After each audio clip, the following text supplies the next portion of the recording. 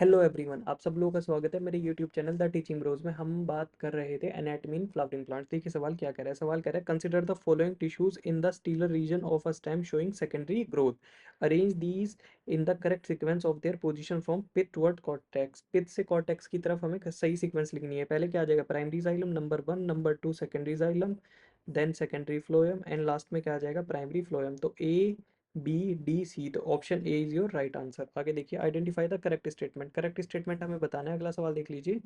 Lenticels are the lens shaped opening permitting the exchange of gases, बिल्कुल सही बात है। Bark formed early in the season is called hard bark, नहीं इसको तो सॉफ्ट बार्क बोलते हैं, तो ये क्या हो जाएगा, गलत हो जाएगा।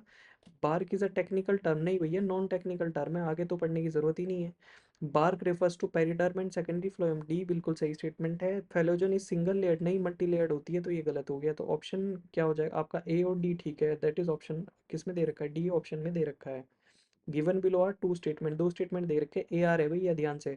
ये स्टेटमेंट से भी खतरनाक होते हैं ए आर। असर्शन और रीजन देखना भी पड़ता है, असर्शन ठीक है रीजन ठीक है, उसके बाद फिर रीजन को सही देखना भी पड़ता है कि एक्सप्लेनेशन दे रहा है कि नहीं दे रहा है। आगे देखिए, late wood has fewer xylary elements with narrow vessels, बिल्कुल सही बात है। लेट वुड में फ्यूअर जाइलरी एलिमेंट्स होते हैं, क्यों, क्योंकि विंटर में कैम्बियम क्या होती है, लेस एक्टिव होती है। Cambium is less active in winter, अरे वाह, इसने तो क्या कर दिया एक्सप्लेनेशन में बिल्कुल, रीजन में बिल्कुल सही बात लिख दी।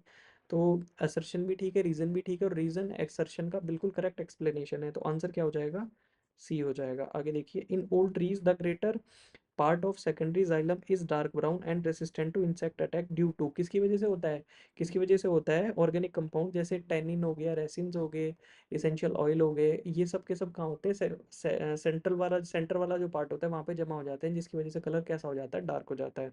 Secretion of secondary metabolites and the deposition in the lumen of vessels, बिल्कुल सही बात है, ए सही स्टेटमेंट है। Deposition of organic compounds like tannin resins in the central layer of stem, यही तो मैं बता रहा था अभी। तो बी स्टेटमेंट भी बिल्कुल ठीक है। Deposition of suberin aromatic substances in the outer layer of stem, नहीं भैया गलत हो गया ये स्टेटमेंट, आउटर लेयर में नहीं होता।